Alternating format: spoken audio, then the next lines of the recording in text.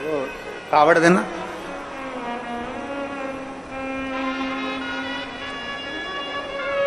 कावड़ देखिए आप लोगों ने, ये कावड़,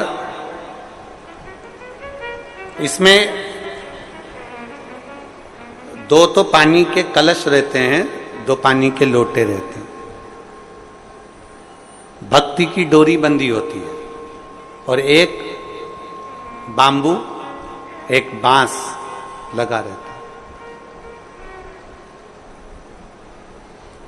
इसमें मूलतः डंडे का प्रयोग में बांस का प्रयोग किया जाता है।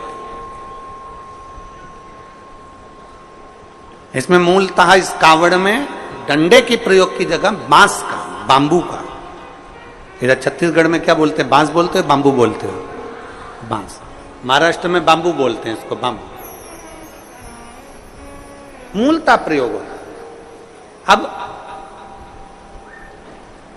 जब हम इस कावड़ में अगर देखें तो सबसे मुख्य अगर कुछ होता है कावड़ ले जाने में तो वो बांबू होता है, बांस होता है। और बांबू का जो पेड़ होता है, बांस जो होता है, उसमें थोड़ी दूर तक अच्छा रहता है, फिर गठान आ जाती है, फिर थोड़ी दूर तक अच्छा रहता है, फिर गांठ आती है, फिर थोड़ी दूर तक अच्छा रहता है, फिर गांठ आती है। बोलो देखा कि नहीं देखा आप लोगों ने?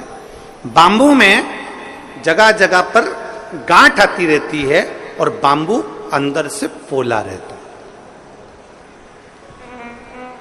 कोई कोई बांबू, कोई कोई बांस ठोस भी होता है, पर कितना भी ठोस हो बांस, उसके अंदर थोड़ा ना थोड़ा पोलापन रहता ही रहता।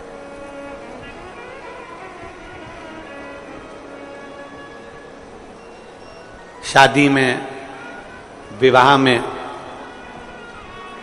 जन्म में,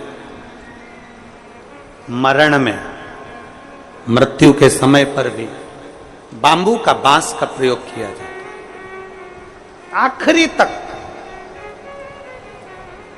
और कांवड़ चढ़ाने के लिए भी जिस बांस को पकड़ा जाता है, जिस बांबू को पकड़ा जाता है, जिसमें दो कलश बंधे होते हैं, उसको हम पूरे समय अपने हाथ में, कंधे पर, दोनों कंधे पर किसी भी तरह से उसको लेकर सावन के महीने में शंकर जी के पास जाते। उसका कारण क्या है? क्यों, किस लिए? और बोलते बोलते जा रहे हैं, बोल बम बोल बम बोल बम बोल बम बोल बम बोल बम बोल, बोलते बोलते।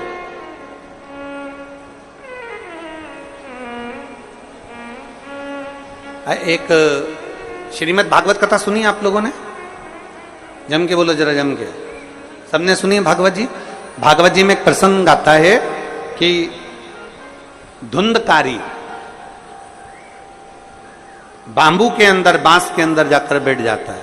7 दिन की कथा होती है। 7 दिन में धुंधकारी फिर वो बांस के 7 गांठों में से बाहर निकल जाता है और उसकी मुक्ति हो जाती है, उसका मोक्ष हो जाता है।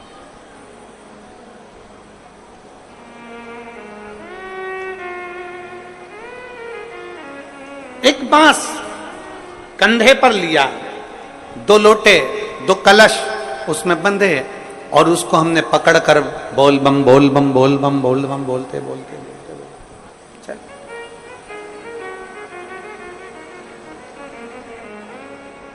आखिरी में हम जो बांबू पकड़े हैं, जो बांस पकड़े हैं, वो बांस की महत्वता सावन के महीने में क्यों हो जाती है?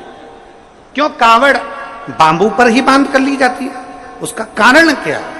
उसका केवल एक कारण है, हे देवाधिदेव महादेव, इस बांबू में गांठें हैं।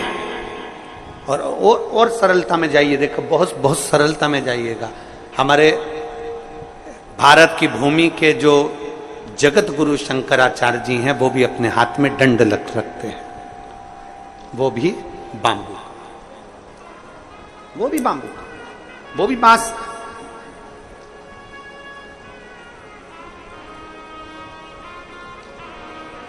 वो भी बांस का है। कंधे पर कावड़ ली और कावड़ लेकर जब हम चले, हम पकड़कर बोल बम बोलते बोलते जा रहे हैं, उस कावड़ के डंडे को पकड़े हैं और आखिरी में शिव जी के मंदिर में जाकर भगवान शंकर को जल अर्पित करते हैं और जल अर्पित कर कर हम जब वापिस अपने भवन की ओर आते हैं तो देव अधिदेव महादेव के उस भाव में भगवान शंकर की भक्ति कहती है, शिव महापुराण की कथा कहती है।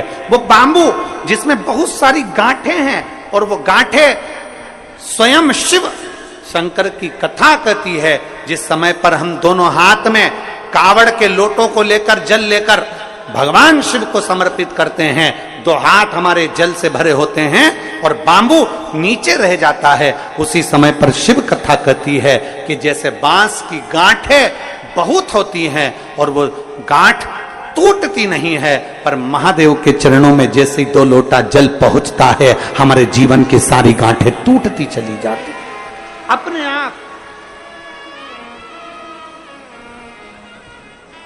कई लोग छत्तीसगढ़ से मालूम नहीं जाते कि नहीं जाते, हमें नहीं मालूम, पर देवघर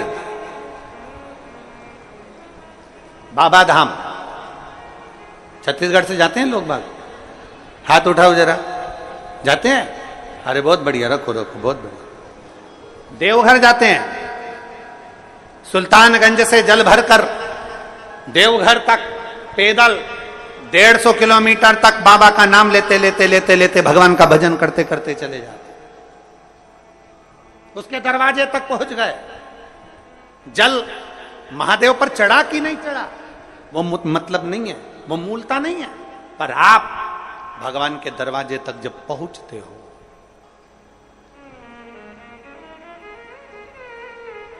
आप भगवान के द्वार तक जब पहुंचते हो तो भगवान उसको स्वीकार करते हैं।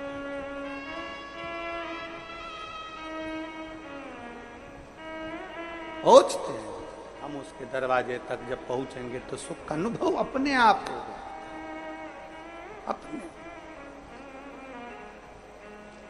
शिव कथा कहती है, कावड़ लेकर